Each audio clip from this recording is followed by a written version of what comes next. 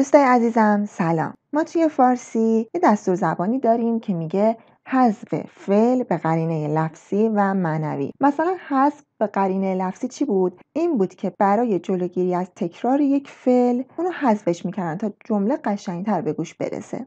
توی زبان چینی هم دقیقا همینو داریم، البته برای اسم. وقتی گوینده و شنونده هر دوتاشون میدونن دارن درباره چی صحبت میکنن، درباره کدوم اسم، درباره کدوم شی دارن صحبت میکنن، اونو میان به قرینه حذف میکنن. بیاید توی مثال ببینیم. جه بن شو شی شی ده. میگه این کتاب مال کیه؟ شو میشه کتاب، شو کتاب. جو میشه این. وقتی میخواید اشاره کنید بگید مثلا این شی، این کتاب، این میگید جو این کتاب. بین این یعنی جو و اسمتون، آبجکتتون اینجا که شو هست، واحد شمارش بیارید. واحد شمارش کتاب چیه؟ بن جو بن شو شی شی ده. مال کی هست؟ البته اینجا شیده یه جورایی میشه گفت تاکید کرده که مال کیه، اما اینجا به قرینه لفظی چی حذف شده؟ کتاب. این کتاب کتاب کی هست؟ اینجا کتاب حذف شده. توی چینی همچین چیزی رو داریم. وقتی که دیگه نمیخوایم یک اسمی رو 2 بار تکرار کنیم، د رو میاریم و بعدش دیگه اون اسم رو نمیاریم.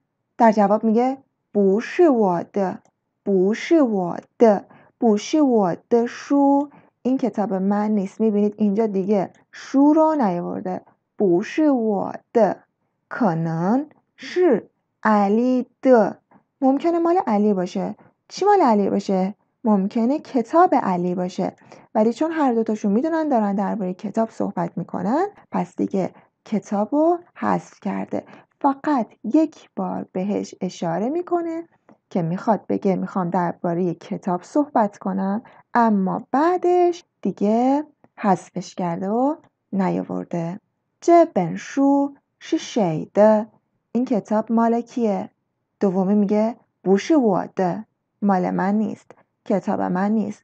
可能是علی的ممکنه مال علی باشه، ممکنه این کتاب علی باشه. این ویدیو رو لایک کنید و لینکش هم برای دوستاتون بفرستید و به هم بگید که کدوم گرامر براتون مشکل تره تا براتون ویدیو درست کنم. تا ویدیوی بعدی، خدا نگهدار.